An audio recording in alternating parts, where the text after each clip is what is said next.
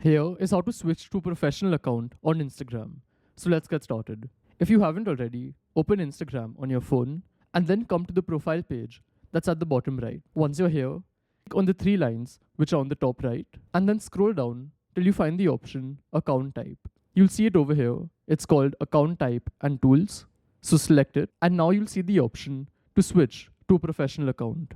So click on this. Here click on next. After that, you have to select a category. So you can scroll through this list and select whichever you want. Then if you want to display this on your profile, you can do that and then click on switch to professional account. So one thing you'll have to note is that now your account will be public. So this means that anyone can search for it and see all of your posts, your followers, following, etc. The next thing you have to do is decide if you want a creator account or a business account. So select whichever you want and click on next.